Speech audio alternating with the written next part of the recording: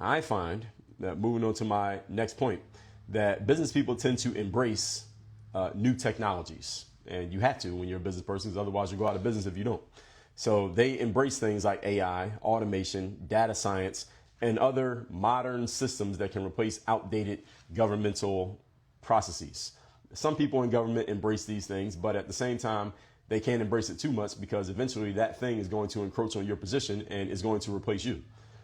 There are some people working in bureaucratic organizations right now today that if they were to read the writing on the wall, they understand that there is some technology that is about to make them irrelevant. If you work at McDonald's or Wendy's or what's the other fast food places, you work in one of these places and you take orders at the front register, you understand. You work at Walmart, you work at CVS, you understand that you're about to get replaced by a computer, right? Everybody understands that, right? There was what restaurant was that? Burger King. There's a Burger King in my neighborhood. I see it all the time. It's prime real estate, great location, middle of Miami. It should be something other than Burger King. They probably make a lot of money. And I remember one day I saw them put a fence around it. You know, when they tear down buildings, they put the big fence around it and the fence has tarp on it so you can't even see inside the fence. So you put a fence around the Burger King. And I said, damn, somebody bought this Burger King. Whatever they put here, they're going to have, this is a prime location with great foot traffic. So I said, whatever they put here is going to be amazing. I wonder what it's going to be. So then like a week later, I walked right past that same Burger King and the fence was gone, but the Burger King was still there. They didn't tear it down.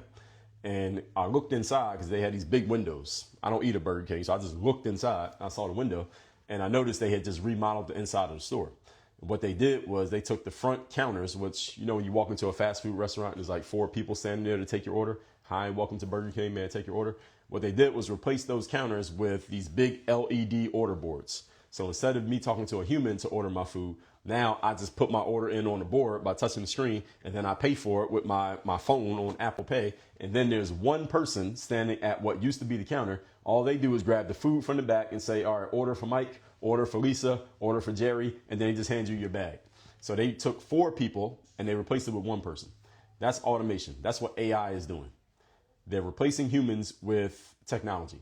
And any of you who works at a job where you're doing a rote task, something that you do over and over and over again, and you don't really need to think in order to do the job, you should already know that you're about to be replaced by a computer. It's only a matter of when, not if.